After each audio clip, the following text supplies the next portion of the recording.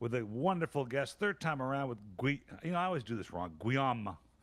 Voilà. Guillaume. Guillaume. Guillaume. Hello, Paul. How are you? Welcome to the show. Happy to coming back, to come back to see you. Always a great pleasure. You know, and I had a French lesson this morning. I still got Ah, it wrong. Anyway, welcome to Wine Talks. We're having a great time today. We're going to talk about some stories about the Burgundy area. We're going to talk about Oregon, the things that are happening at Resonance.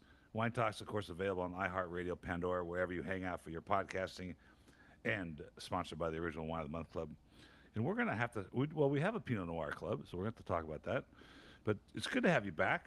How are your travels this trip? What's going on with your schedule these days? oh, I came back from France. 1 week ago. Then we had a big event in Williamette Valley, and Resonance hosted a seminar, so the IPNC International Pinot Noir Celebration. And then I took a plane yesterday, so spending 1 week in the market in California, 2 days in LA. So tonight I take the train, to go to Oh, San are you? Diego on the coast. That's nice. Yes, along the coast, it's so beautiful. San Diego tomorrow, then San Francisco. Voila, and then it will be time to come back to our wine You know, region. that's a kind of a fun thing because in Europe, taking the train, that's normal, right? You take Sure. I mean, you can be in Bordeaux in 2 hours on a nonstop train, but Indeed. California is not so popular and it's not so regular, but that's really great. Ah, Do you see the coast? co-brand, every time I have to go to San Diego or when I come back from San Diego to LA, they say take the train. It's so beautiful, and with the traffic, we save It's time. great. And that tonight I take the train at the end of the day. That will be beautiful with the sunset. Oh, it's gonna be great. Yeah. So I always wonder why they use the best land for train travel. I mean, c'est vrai. it's like right, is that accurate? It's like you go down the freeway, you're stuck in traffic, you look next to it, and the train goes right by you, and you're like, hey, I want to be on that train. Where does it go from Union Station? Is that where you Correct. pick up Yeah. to Del To Mar? Or downtown, the old station in old San Diego. San Diego. Oh, that's great. Beautiful. I think that's an interesting cultural difference, between the old world, so to speak. We're going to talk about that a little bit, the old world versus the new world. But I want to talk a little bit about the IPNC, the International Pinot Noir Celebration, which is kind of interesting. I was there in 1989. I believe it was the second year that they did it. And the objective in 1989 was to invite the French winemakers and figure out what was going on in Oregon. There were only a handful of wineries like Bethel Heights and places like Yes, that were making things. And now it's quite prolific. But so tell me about the event now. What happens at this event? So we started the event on Friday. A lot of wineries are present, of course. A lot of wineries from the Willamette Valley, from Oregon, but still French wineries from New Zealand, wineries from South Africa, from Australia, Wow. from Germany, voilà, the producers of Pinot Noir, and it's fun. So focusing on seminars, so the idea to learn about how we make Pinot Noir, wine. So first morning, seminar about the vineyard, more in immersion in the vineyard. So we hosted a seminar at Resonance, so walking through the Pinot Noir blocks and then tasting. Well, we planned to do that at the top of the hill, but with 100 Fahrenheit, Wow. that was a little Yeah, bit. no, that's a little Voilà, hot. so we did that inside the winery. That was interesting, the idea to compare different Pinot style. And then some seminar as well inside the campus, so at Linfield University. And voilà, for the guests, for the attendees, the idea to learn really more about Pinot Noir. And so then the grand seminar, the Saturday morning, so this year that was the rosé, sparkling rosé, so with champagne, but Wow. other than champagne. Et puis, of course, the well-known and famous salmon bake, the Saturday night, That was, and I'm so happy they still do it. I would go back just for that. It's an experience for sure. And now I don't know at your time, Paul, but so now you have the salmon bake. So the salmon, what's hang on sticks, Yeah, and, stick like a and at the branch. top of the ash of the fire. Et puis the idea that everybody brings bottle of Pinot Noir, Right. like La Polée mode. So everybody brings his bottle and you share. So it's very fun because in addition to be an event focusing on the Pinot Noir, it's an event with gastronomy as well, with food. So a lot of local chefs are present to cook and to pair food with Pinot, as well as a lot of sommeliers are here to help to pour the wine. So no, it's really successful. I want to paint the picture for the listeners because it's open to the public, right? I could go. You just buy a ticket. You can buy right? a ticket. Yes. Yeah. Okay. You go to the seminars and you can have the food. And, Voilà. okay. So the salmon bake was they dug a trench about, it must have been 20 feet long at least, and they filled it with oak wood, and it's an Indian salmon bake. It's a traditional Indian, American Indian salmon bake, and they tilt these large branches, which could be at least when I was there, they're about 6 feet tall, and they're leaning against each other, and then waffled, rippled on the stick is the salmon fillet, which is itself seems to be 2 feet long, right?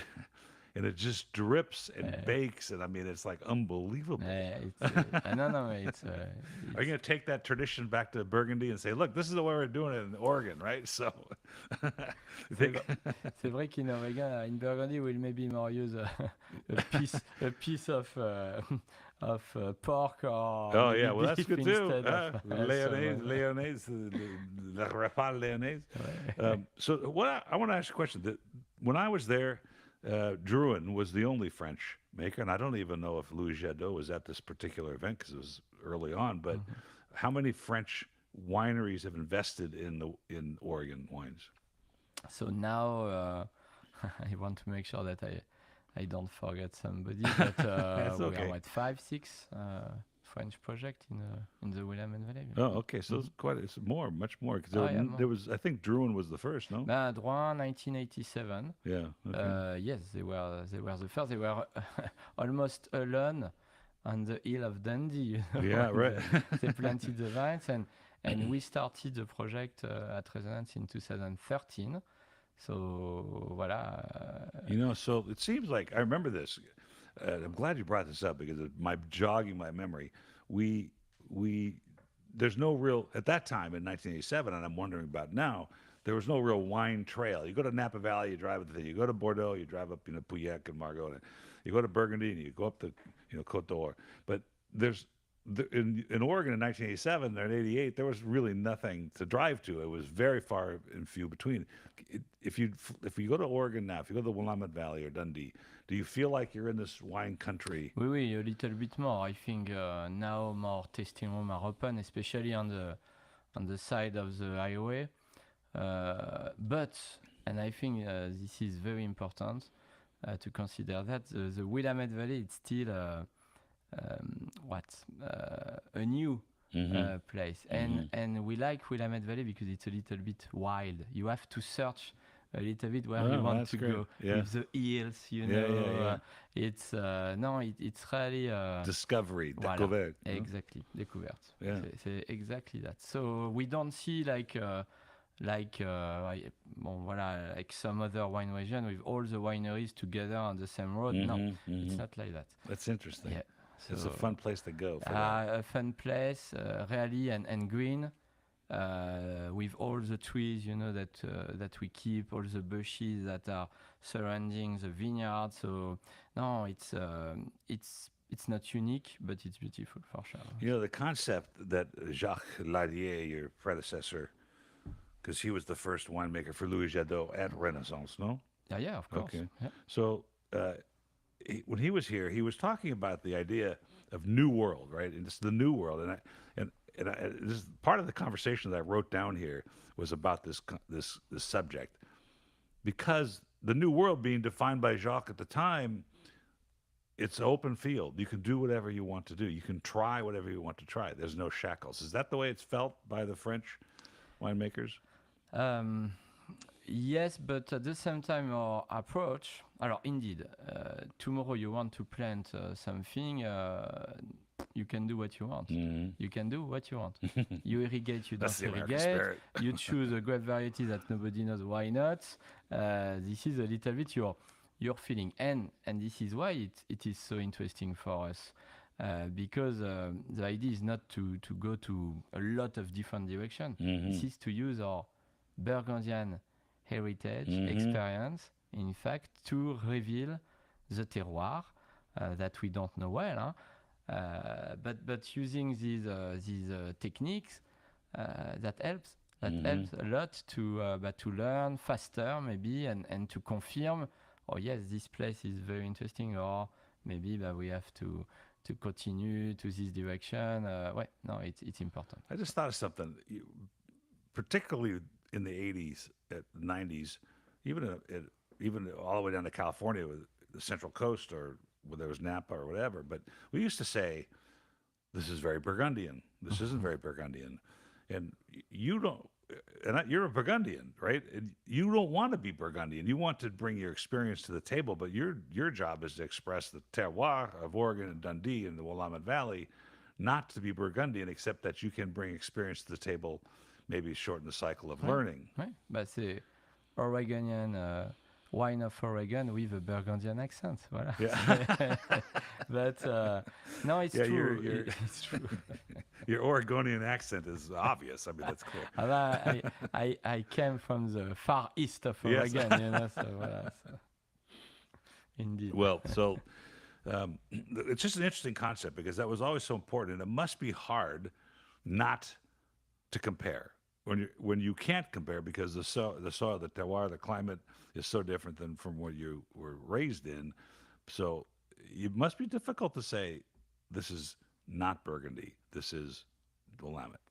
It's clear. It's clear. No doubt. It is not Burgundy. It is Willamette Valley. Right. And we think that really these two wine regions are on the same plan of quality. Yes. The main I difference, agree. this is the history. This is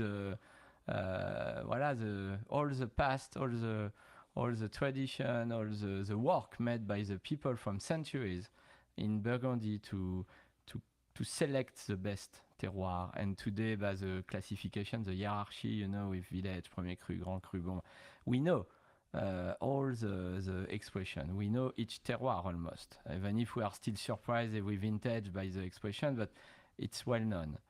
In the Willamette Valley, this is the opposite way. We have to be patient. We have to select some place that we imagine being great, and then be patient, planting, making wine, and learning about that.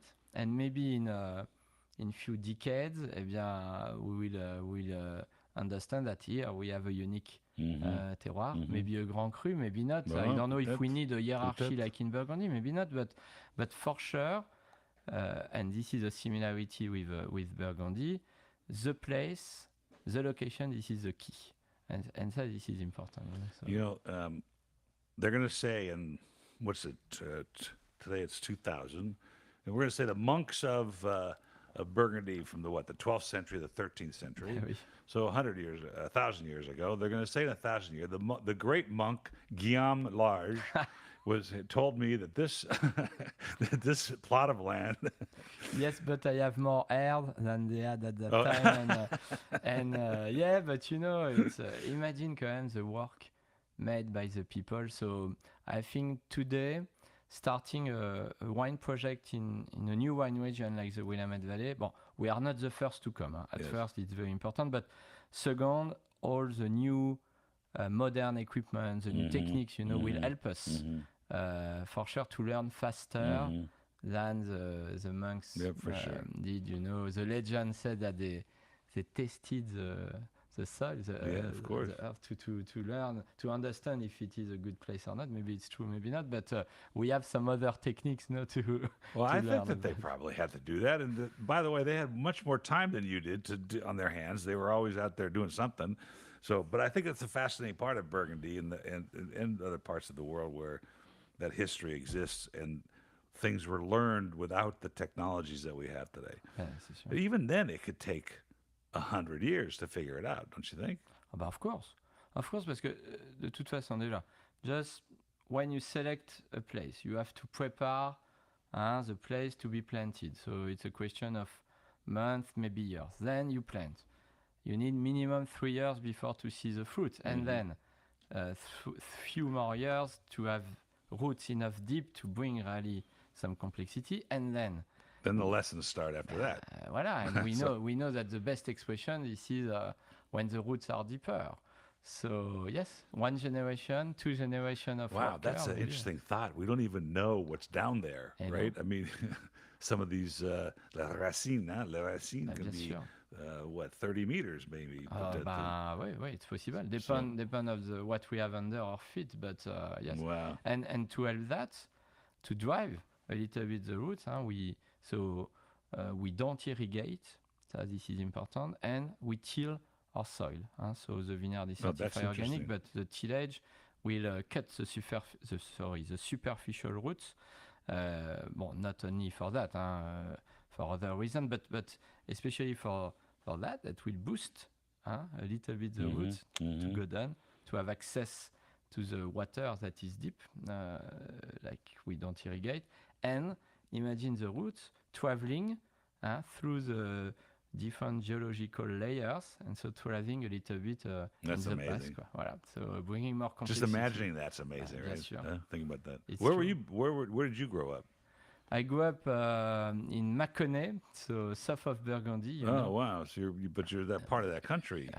Kingdom of Chardonnay, and exactly in a small village. The name is Vinzel, next to Chantrey, Pouilly-Vinzel, Pouilly-Fuissé. Voilà, this is where I grew up, and I was lucky because it's a beautiful part of Burgundy, very hilly, not so different than the Williamette Valley. Not really, huh? So, yes. So is that what you wanted to do? Were you around wine in the Mâconnais, and Burgundy is a very famous place. The food in the general area is incredible. So was that what you wanted to do from the beginning? You wanted to play basketball or something? No, not basketball for sure. No, you know, we spoke already, but I have a great passion for history, and really that was my project to turn my passion into my job, but that didn't work, and so I worked with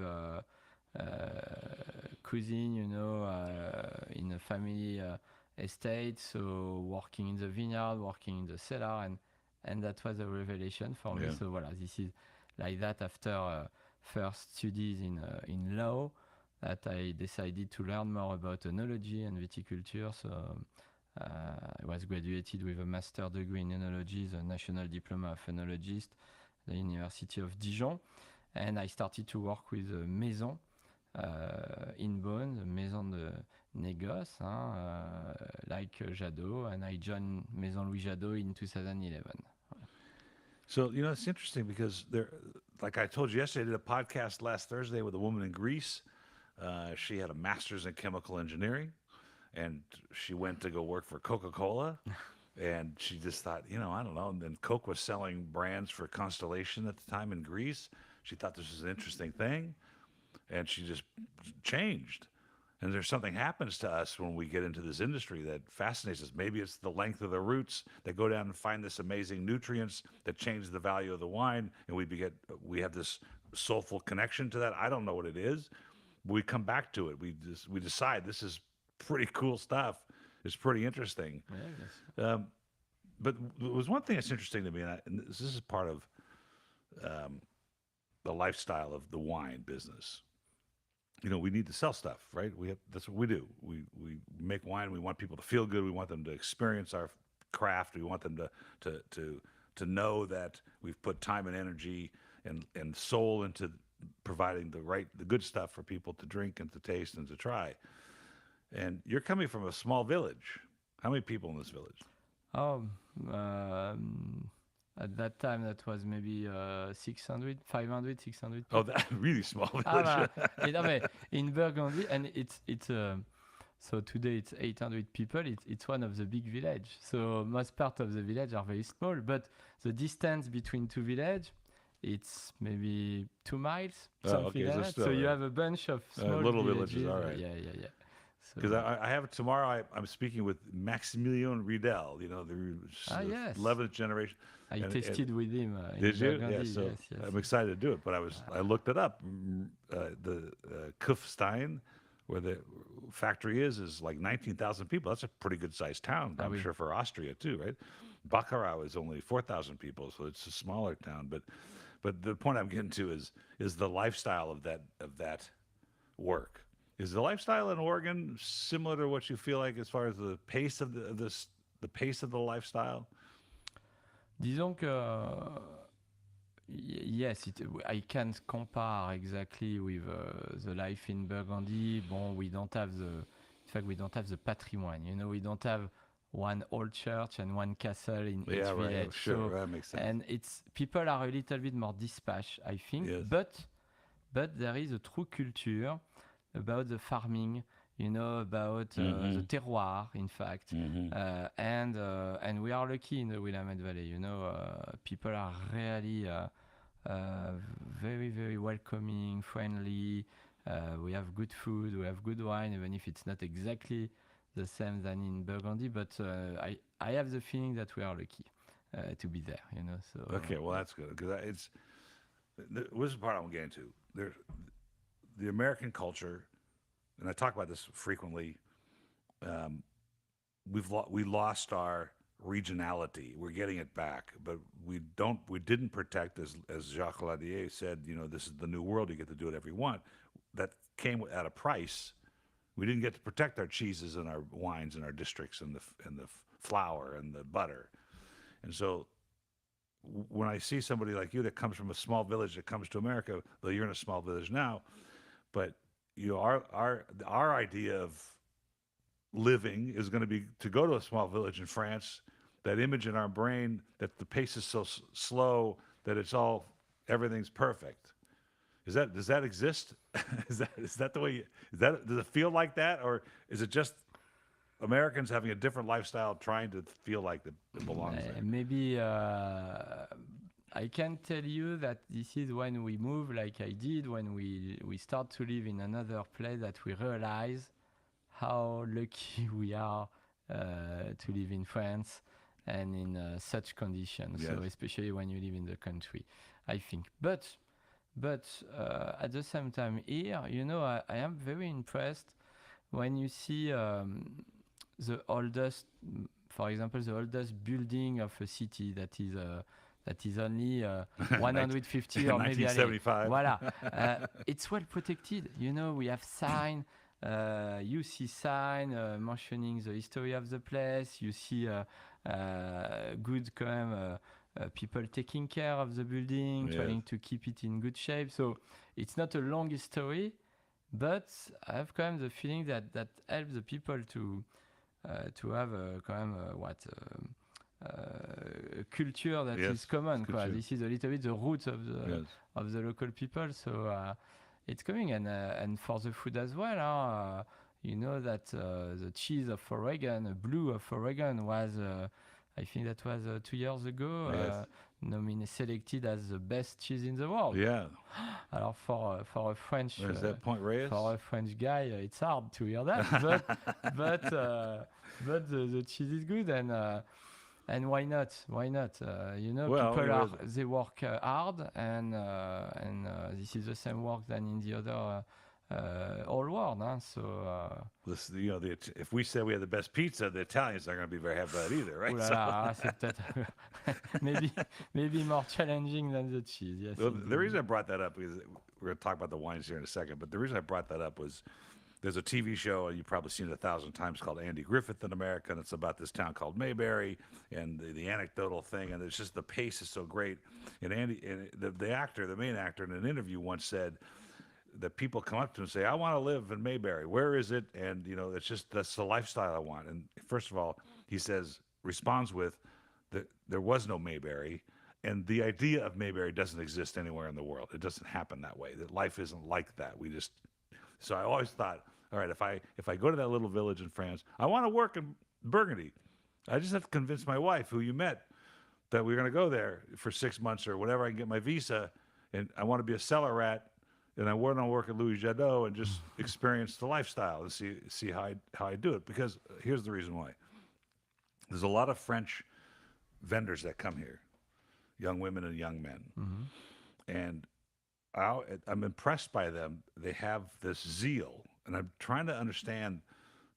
Well, I just had a lesson this morning with a French woman who was in Dinan over by Normandy, and as she went home, and she like almost was going crazy being home. She wanted to come back to the level of energy that's in New York. She's in New York. It's two completely different things. Yes. So what is it? Maybe you don't know how to answer this question, but I always found this drive, these women that come here and the men that come here that want to work in America, that want to work in Los Angeles, why they would leave France to do that. And there seems to be some sort of spirit of exploration, spirit of change, spirit of... C'est sûr. Alors, for me, if I speak about my experience, it's not that at all. I moved here because Jadot, Maison Jadot proposed me and was developing resonance.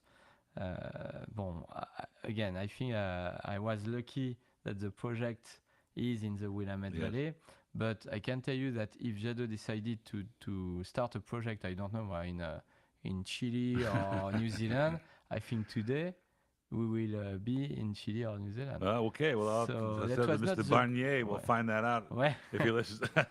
No, it was really not the goal to change our life to start a new adventure, but again, it's an experience. It can only be a good thing. For me, to experience another culture, to live another culture, to be part of another culture, whether it's is, I think, an important part of life to experience. And it makes you a different person when you understand. No, c'est sûr. Right? I agree. And I think we did that at the right time because 10 years after, it will be more difficult for us. Yeah, that's right, because you have a 10-year-old son. And now he's 10. He was 5 when we moved. I remember. He didn't speak English. Now every day he corrects English, so, especially our bad accents. But that's great, though. I think that's a great thing. For the number of years you're here and you expose your child to another culture, you can always appreciate American culture and French culture. That's great. So let's just talk about Resonance Wines. This is... I've watched the company progress. I've watched the vintages change. I've watched the vineyards grow and become things. So they're all organic now. Correct. All the vineyards of the property are certified organic. So all the fruits of Resonance are organic. The key for us. The key to, in fact, to same that we discussed a little bit, to learn about the place and to have fruits that express the place, express the terroir. So I think it's a good way.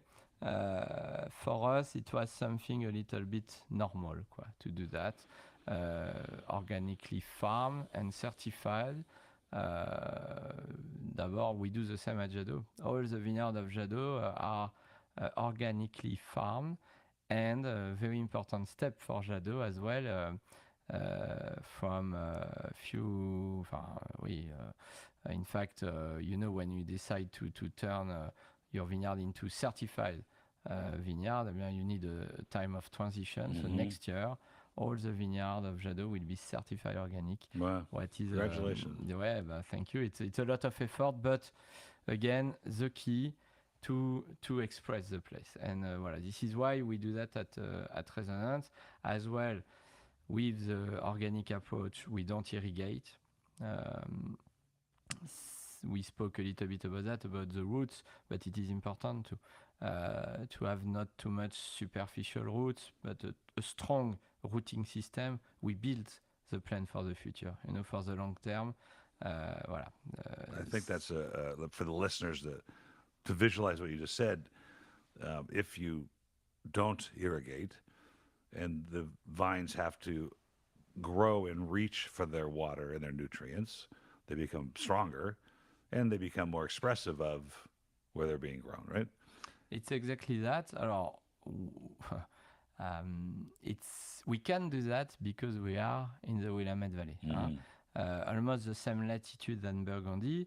Of course, some other region today it's difficult to produce if you don't irrigate. In the Williamette Valley, due to the kind of weather that we have, especially during the winter and the spring, we have a lot of rain, a lot of water, and so the soils are wet, can collect the water easily, especially with the kind of clay that we have and the fragmented basalt. It's helpful. So during the dry season, during the summer, we don't see a lot of rain, but with deep roots, in fact. They go down and they have access to maybe not too much water, but access to nutrients and water. So it's something that works all together. It's different elements that all together bring more complexity. It's kind of exciting to find. It's been many years, but to find new regions of the world to express new things. I have to. Since you asked earlier if I'm Armenian, we are. I was there in 2006. Almost every wine I tasted was unpalatable, and there was no technology, and the Soviets didn't want Armenians making wine. They only wanted to make brandy anyway. So that's what they did. And now that the technologies have arrived and winemaking has arrived, we're starting to see. And the first time, just last week, it was a young Frenchman, named Thomas Coutier, who used to work for Duclos, brought me an Armenian wine. So how about that? The French guy brings the Armenian guy an Armenian wine. But it was the first of all of them, and there's many, many I've tasted, that was expressive of the terroir. So whatever generations and however many vintages they've made over the years, this one with the technology, they started to express the terroir. It's kind of an exciting thing to find these new parts of the world. So when you have some new vineyards that you just sort of, I remember your entry-level Pinot Noir, the beginning Pinot Noir, originally wasn't always organic. You used to buy some of the grapes. Now it's estate grown. Alors, this vintage, especially, yes, 2020. But in fact, the idea with the Willamette Valley, and it's a part of the tradition of Maison Jadot as well, this is to use some fruit from the property, so organic, and to continue to forge a relationship with local grower, farmer. Not an army of farmers, but some of them who share the same passion for the terroir, with good cultural practices, with meticulous work in the vineyard. So this is what we do only for this wine. The other, this is the expression of a single vineyard, one place. So then the first, I went to look up my notes on your Chardonnay, and there were none because that was the first time you've released this Chardonnay. Alors oui, for the first time with the 2020 vintage, we released a Willamette Valley Chardonnay. Yeah. So same idea than the Pinot, so the same label d'abord, the blue label, with the vibration on the label. The idea here, instead of thinking about one place, we think about the diversity of this grape variety through the valley. So different terroirs, different vineyards all together to express a Chardonnay from the Willamette Valley. Voilà. So this is our new wine. And we continue to do the same with Pinot Noir. Same idea, the expression of the mosaic of terroir through the valley instead of only one location. Voilà.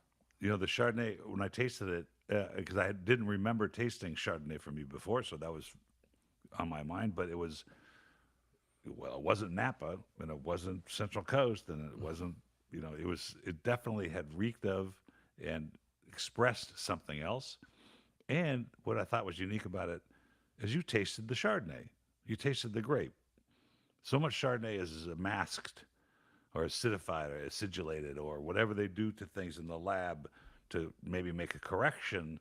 This one just felt like you were expressing the grape as well as the terroir. You knew it was Chardonnay. Oui, this is really the goal. I mean, yes, we have some tool to help us, but the key, this is the balance, the harmony of your grapes, and the acidity especially. So when we pick our fruits, we want a good balance. And so we don't add acid. This is the key. So this is only the natural acidity. If we have to do something, we can stop the malo. We can keep a little bit of malic acid. We do the same at Maison Jabot. It's a good tool, but that helps to have something dynamic, to have something alive, in fact. And this is our style. I think it's a fabulous first release. Thank you. That's a it takes time to do this, and it came out great. I want to go back a little bit to the organic farming part, because there's some interesting books about foods, organic foods, and because you farm organically, it doesn't taste better. And I've had many bad organic vegetables that just there's no passion in it. So it takes not only the fact that you're not dressing up the land with herbicides, insecticides, and pesticides, but it's a passion for making sure that all the rest of it lines up, and that you're tilling the soil, that you're watching the water content, you're doing whatever. But do you feel like having organic, and this is for the listeners to sort of grasp the idea of organic, truly starts to begin a better representation of what is underneath the soil? Ah bah oui, c'est sûr. Hein. Well, when you see a soil that is not compact, that is not hard like that, and with oxygen, with life inside, under our feet, that works. You imagine your plant in good condition, to grow up. So this is really one of the key.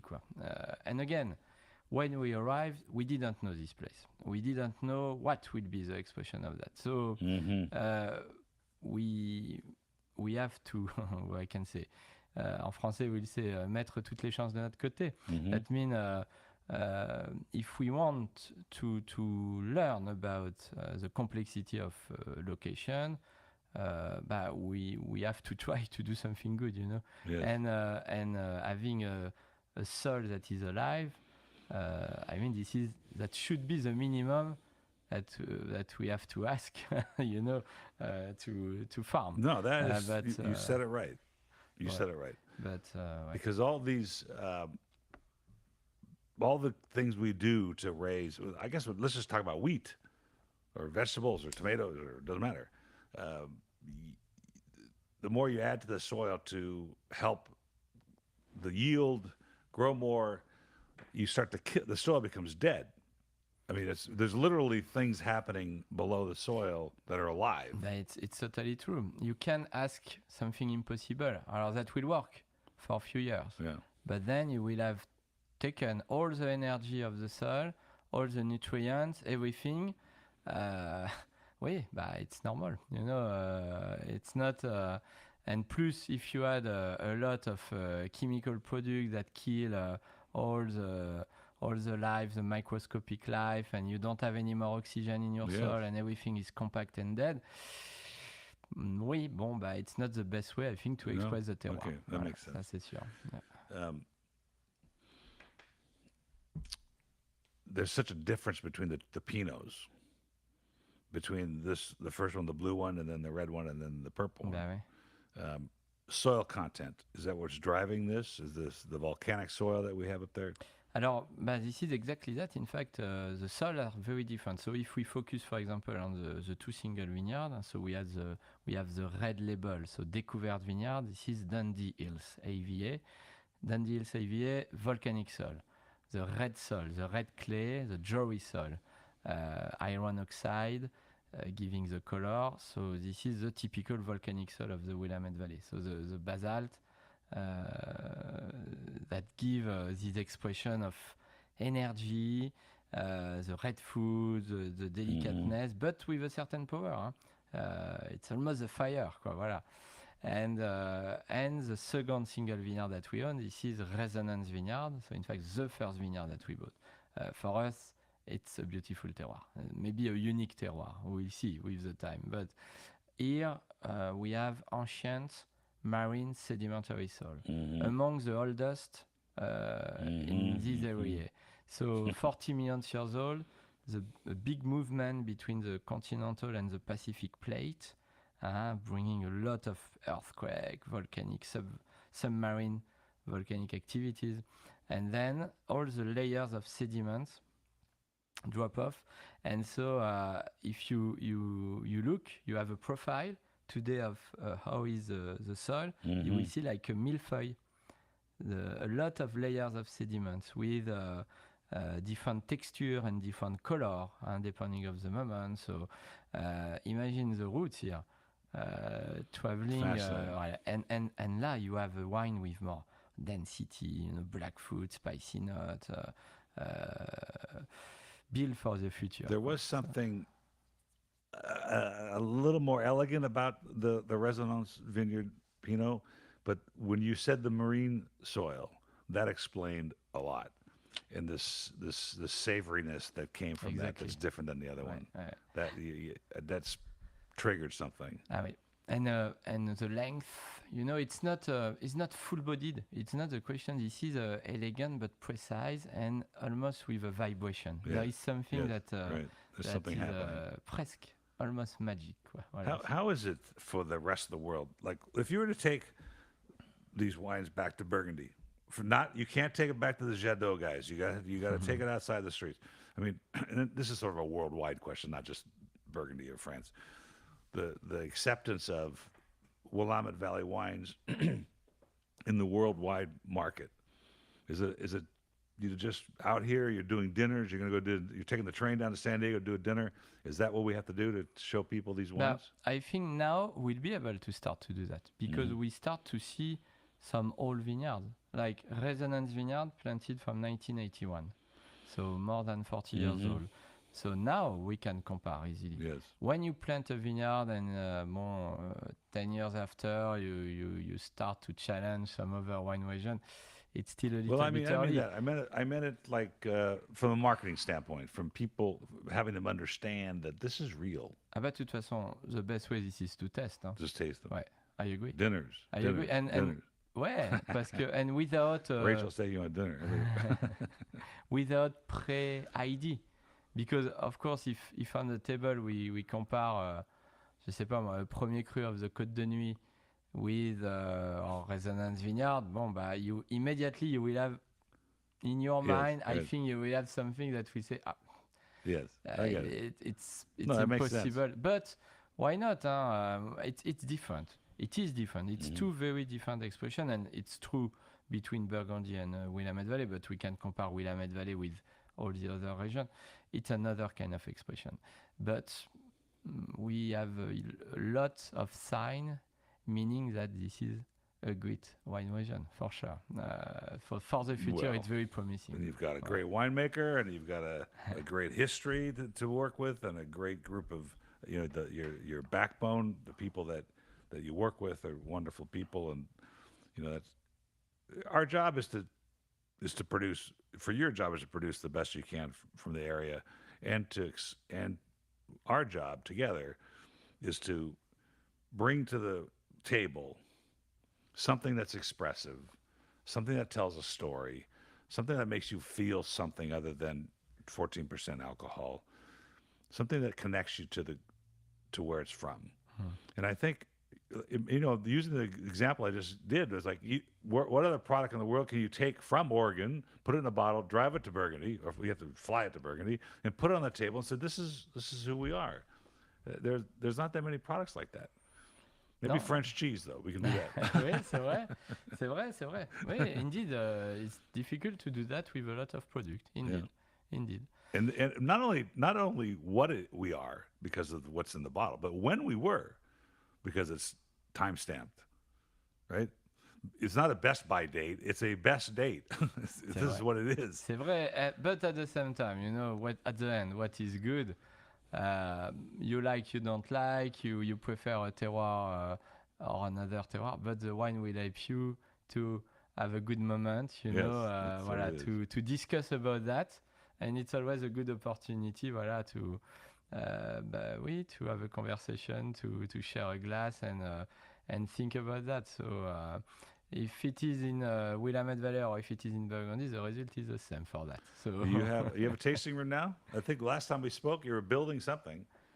The winery was just being, I can't remember exactly the So time. maybe, we of course we have a tasting room Okay. now. We opened a tasting room in 2019 Okay, so at the top of a hill. So it was maybe the most difficult part of the project for yeah, us. I bet. We built the winery. Bon, winery, I don't say it's easy, but we know what we need. The tanks room for the maceration, the barrel room for the aging. Bon, voilà. So we did it. We opened in 2018. 1 year after, we opened the tasting room, and we wanted to make sure, that we will do something in link with the project. So in link with the environment, in link with the terroir, but at the same time a good tool to promote our brand, our wine, to be able to make some event here, et puis to sell our wine too. It's true, and something that we don't have really in Burgundy. If you visit Burgundy, you will test in a cave. Yeah, right. You will test on the voilà. That's an interesting problem. Yeah. That's a really interesting problem. But not so easy. Is it And changing? we didn't want to do something really in harmony with the place, Yes. expressing the soul of this part of Oregon that is beautiful, the big oak trees that we have. And so we built 3 barns, 3 small barns, using the local shape of the barn of Oregon, and using reclaimed wood Wow. from old barns Very nice. of the valley. So you see on the wall different color of wood, Yeah. different type, Very kind cool. of wood. Sorry, and I think that works. That's great. This is That's a great a idea. part of the terroir. Voilà, so. Well, it is part of the terroir. I believe that because I'm in this business of selling directly to the consumer. I have a good story. At least I feel like I have a good story. My father started this whole industry, blah, blah. But when somebody comes to, by the way, for the listeners, you fly into Portland to get to the Williamette Valley. And I come by and I'm driving with my wife or my kids or whatever we got, and I stop at the Resonance Winery, and I have this amazing expression of wine, maybe the charcuterie, whatever you guys do there, and out comes the winemaker, and he talks about the wines. That's a memory I'm going to remember forever. And every time I open a bottle of Resonance wine, I remember that. And that's the expression and the feeling they want. That's part of the terroir, in my opinion. For me, tasting your wines with you and having you on the show is part of the terroir when I taste Resonance wine. That's just what it is. That's what wine does. Nothing else does like this. We're already at 50 minutes, which is unbelievable. Every time we do this, I learn more and more, and I really appreciate you coming in. Thank you. I know you have a busy schedule. You got to catch the train. And you do have a few days in town with the family to relax a little bit. At the end of the week, so that will be amazing. So yes, we will enjoy. In fact, only with my wife because our son is still in Burgundy. Oh no! So voilà, we are living like a young couple, 10 years ago. Oh, that's so, great. Yes. Okay, so next time when Rachel will tell us, we have a house down at the beach. You come join us down there for a day or two, and we'll taste some wine and walk the beach. And with great pleasure, Paul. Thank you. Bring the kids. I got skateboards, frisbees, you name it. I got it all. So, anyway, cheers. Great having you again. Great seeing you. Thank you, Paul. Thank you very much. Always a good time to chat with you. Definitely.